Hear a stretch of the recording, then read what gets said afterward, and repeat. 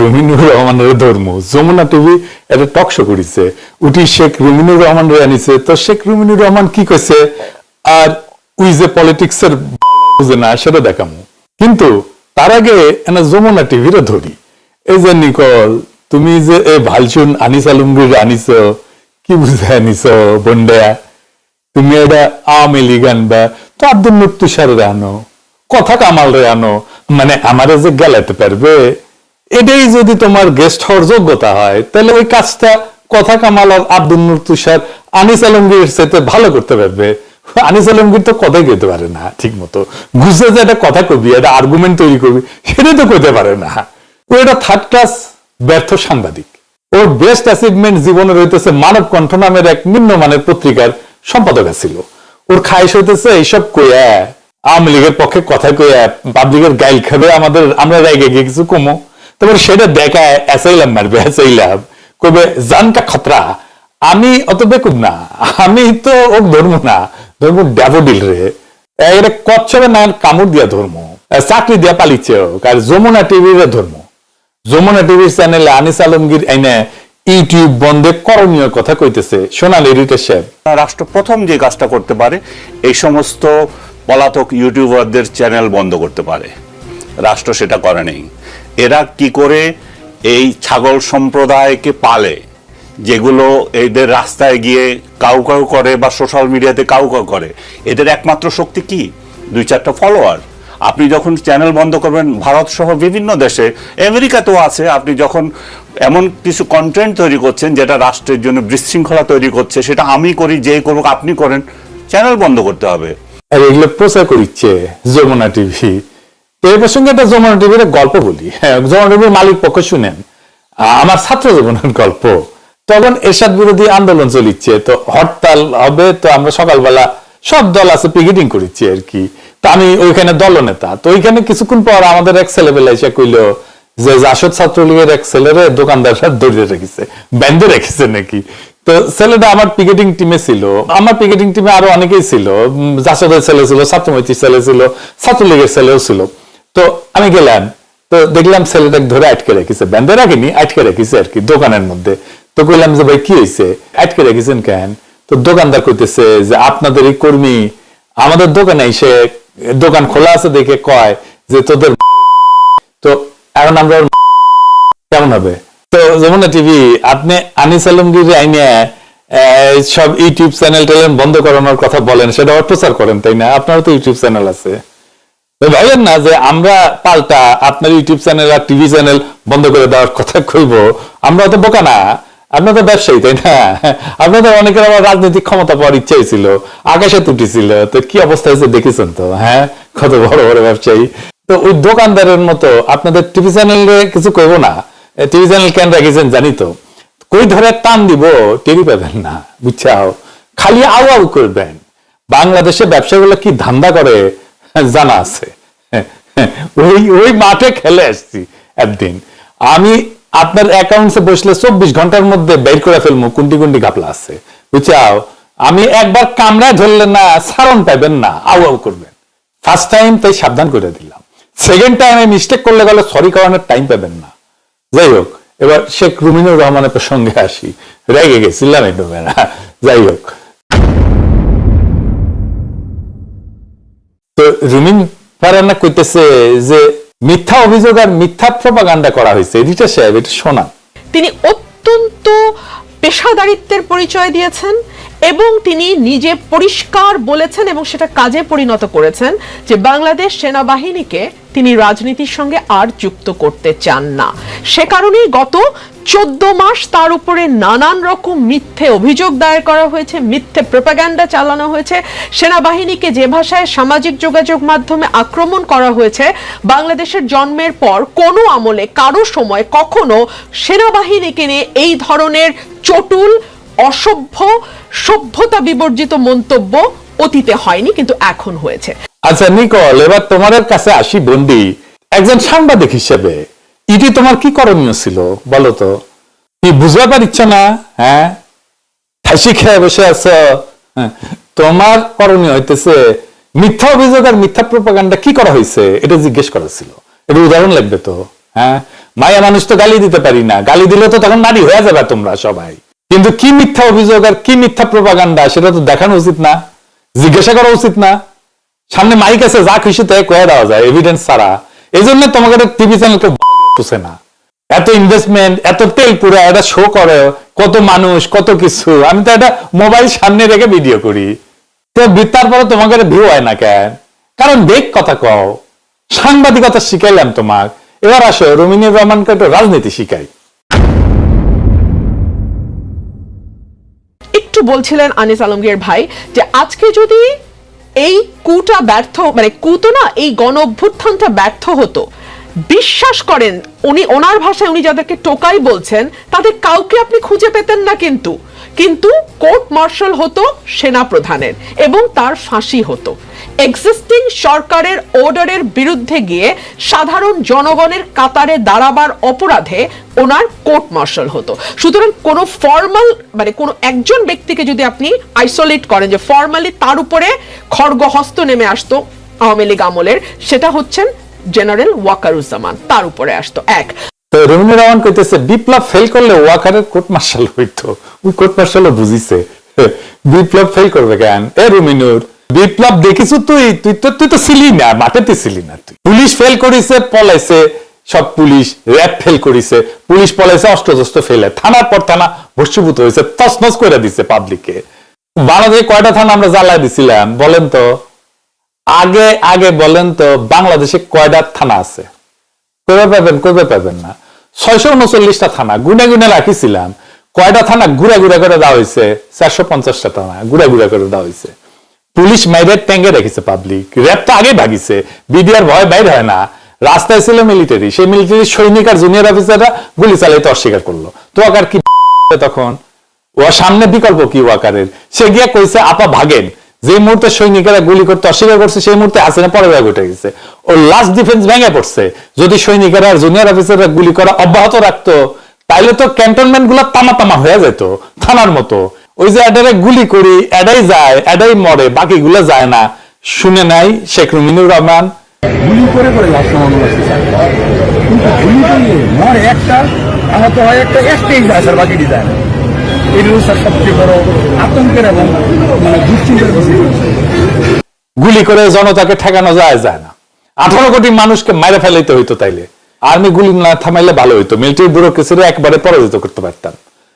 আজকে এত ঝামেলা পোয়াইতে হইতো না, আমাদের কচু খেতেদের ডিল করতে হইতো না। আবার শেখ রুমিনুর রহমান কইতেছে পলায় যেতে ভালো করিছে, না হলে নাকি হাসিনা শহীদের মর্যাদা পাইতো। শোনেন, শেখ হাসিনাকে যদি গণভবনে গুলি করে মেরে ফেলা হতো, যেটা নাকি শেখ হাসিনা নিজেও বলছিলেন যে আমাকে মেরে ফেলেন আপনারা, ওই সময় যদি তার ওখানে রক্তপাত হতো, আজকে আওয়ামী লীগের যে বিচারের কথা হচ্ছে সেটার চেয়ে কিন্তু অনেক বড় হয়ে দাঁড়াতো যে তার দলের লোকজন বলবার সুযোগ পেত তিনি দেশের জন্য জীবন দিয়েছেন, তিনি দেশ থেকে সরে যাননি, দেশের স্থিতিশীলতা, দেশের সার্বভৌমত্ব এবং দেশপ্রেম থেকে তিনি আত্মবিসর্জন দিয়েছেন।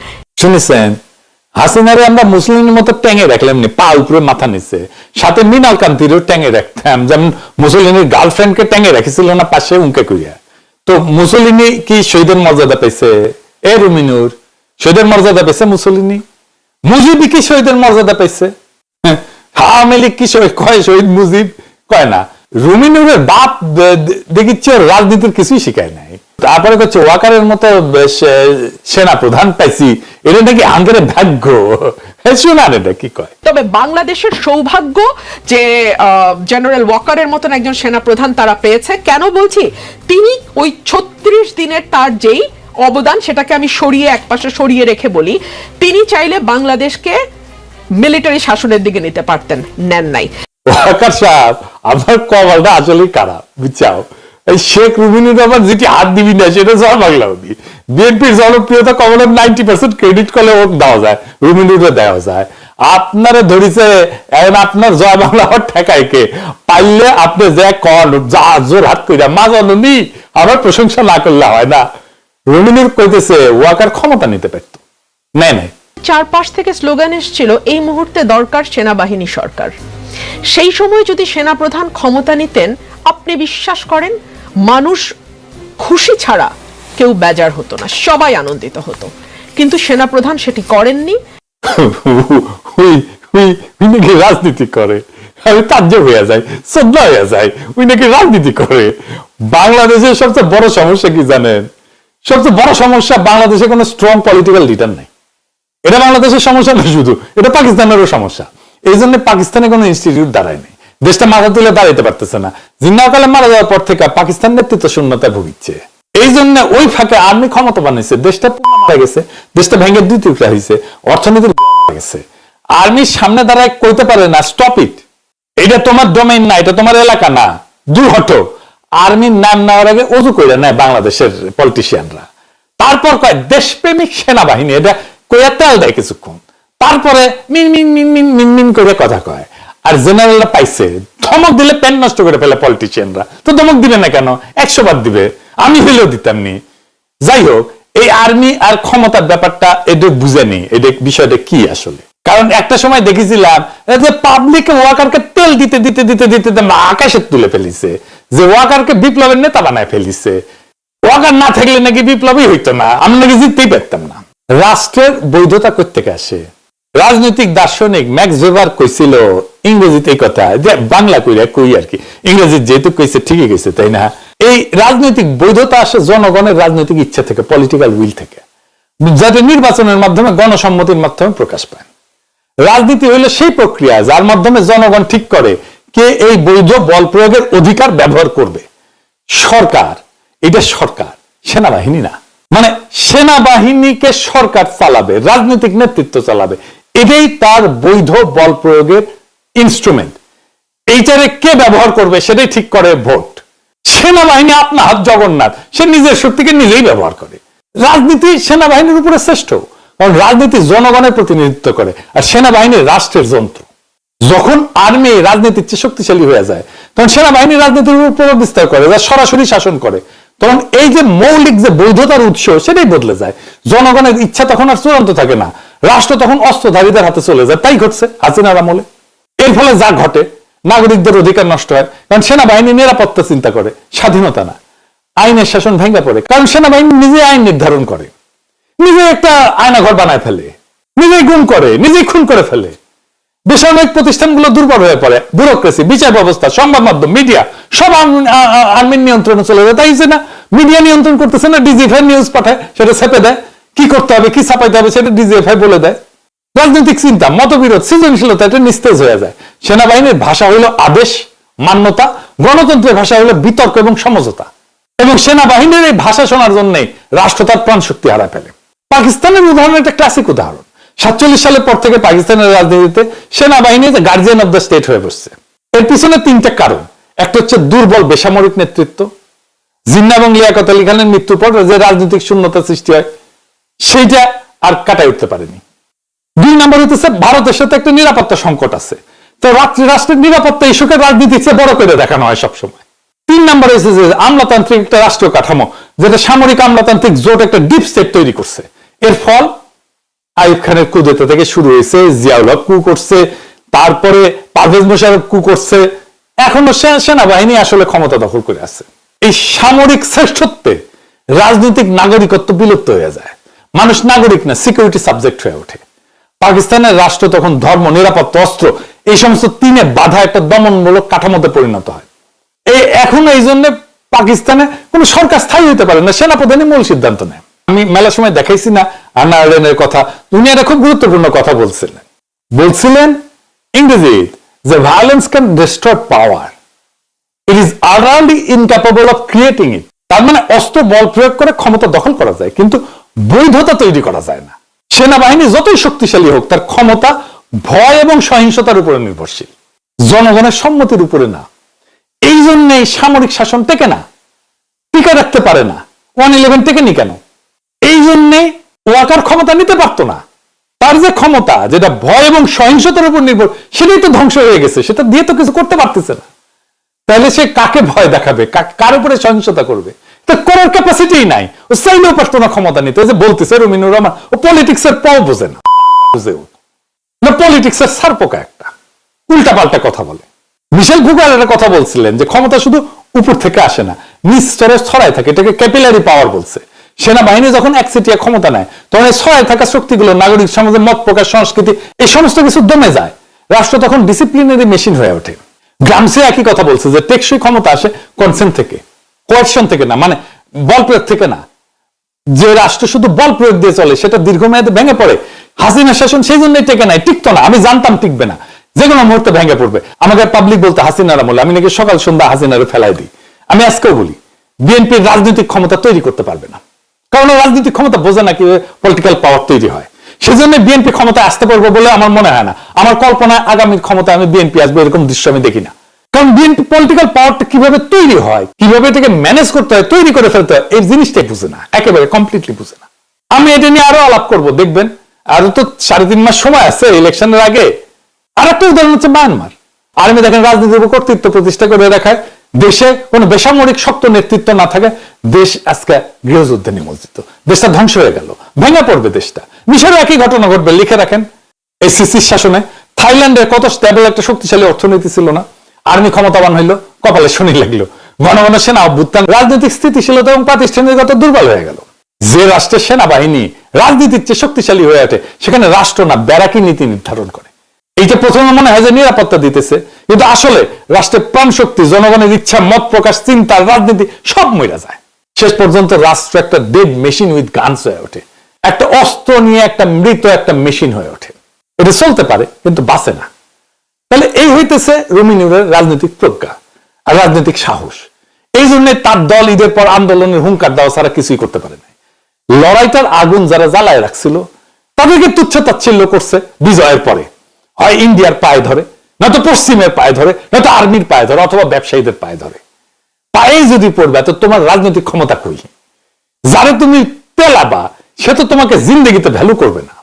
যার সামনে দাঁড়ায় তুমি আঙুল তুলতে পারবা সেই তোমারে ভ্যালু করবে। এই পলিটিক্যাল পার্টিগুলা ওয়াকার আর আর্মিরে তেলাইতে তেলাইতে তেলাইতে তেলাইতে আকাশে তুলে ফেলেছে। চোখে চোখে মিথ্যা কথা বলে এখন আর্মি। গুম কমিশনের নাবিলার কথা শোনেন, মানে ওই যে সিডিডিসির আয়না ঘর কথা সারা দুনিয়া জানে। আর আর্মিকে জিজ্ঞেস করছে যে ওই আয়না ঘরে গার্ড কারা ছিল, তো আর্মি ওখানে আয়না ঘরই ছিল না, গার্ড করতে আসবে। পরে দাবরানি খেয়ে বলে যে না আয়না ঘর ছিল কিন্তু দারোয়ান ছিল না, গার্ড ছিল না। চিন্তা করেন, ডিজিএফআই ডিরেক্টরদের নাম চাইছে, বলে নাই আমাদের কাছে। চিন্তা করেন, শুনেন, ওর কাছেই শুনেন।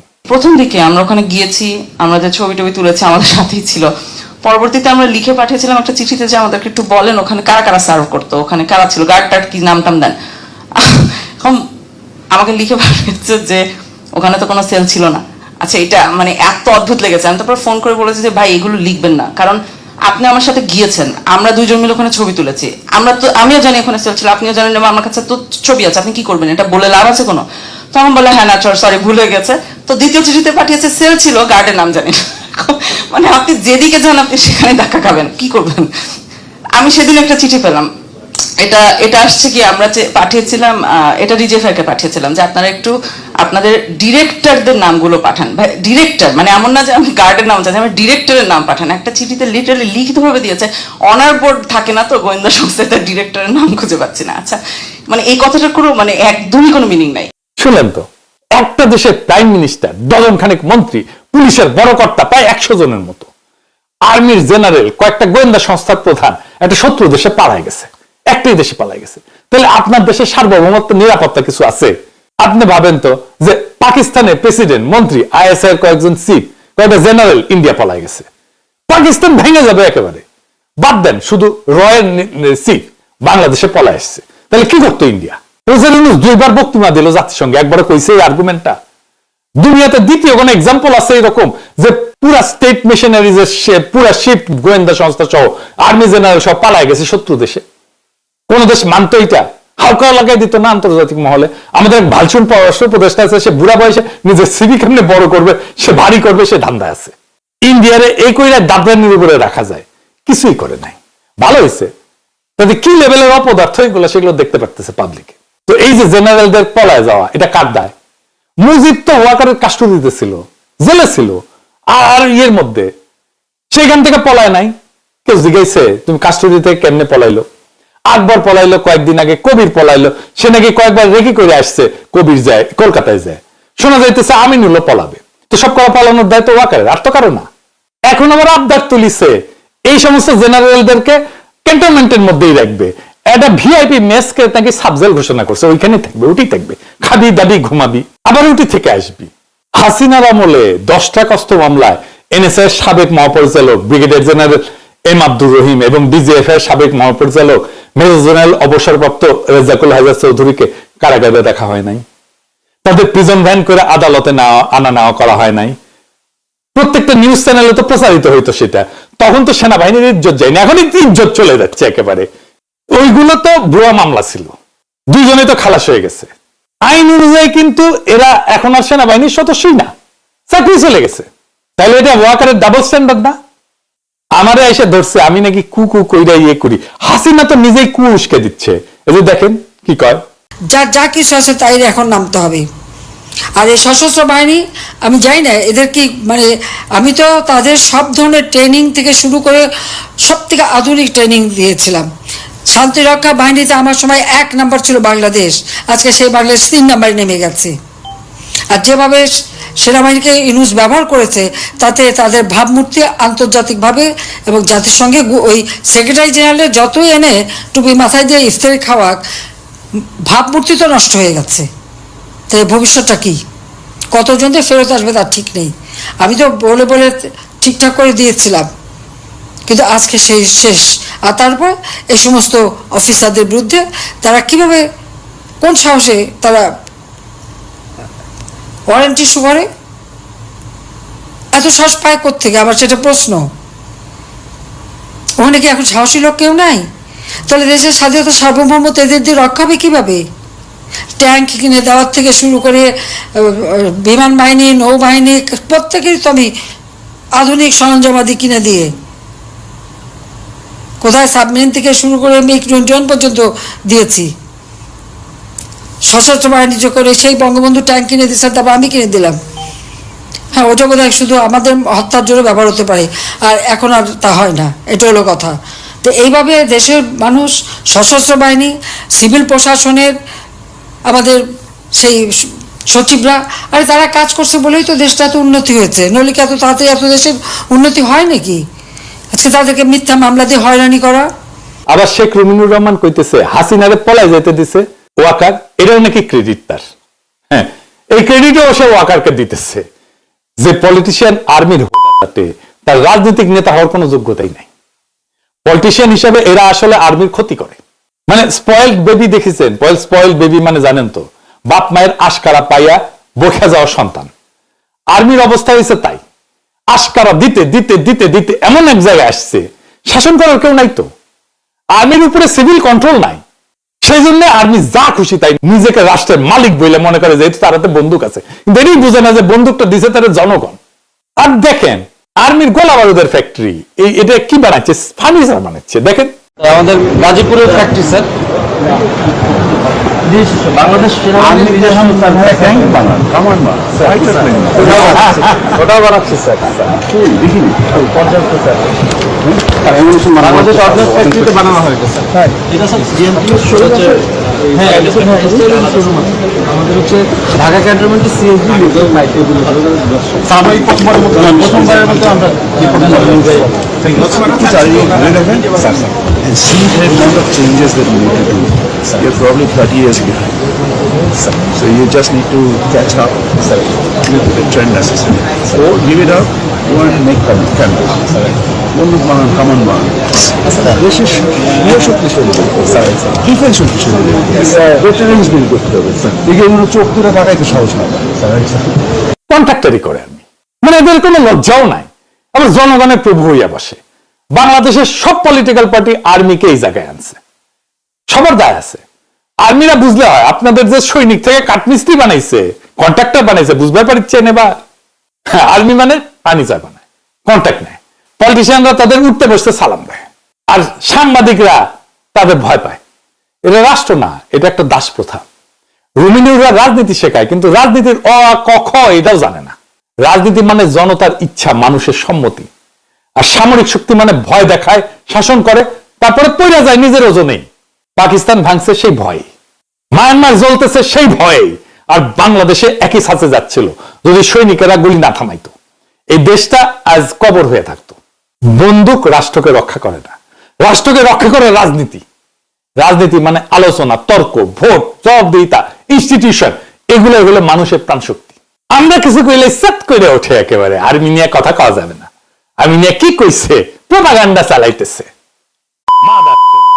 যে রাষ্ট্রে ব্যারাক নীতি ঠিক করে সেখানে মানুষ মরে, চিন্তা মরে, ভবিষ্যৎ মরে, থাকে শুধু রাইফেল আর হুকুম। আমি তাই বলি, যদি রাষ্ট্র বাঁচাইতে চান বন্দুক না রাজনীতি ফিরায় আনেন, যদি নেতৃত্ব করতে চান তেল না তর্কে যান।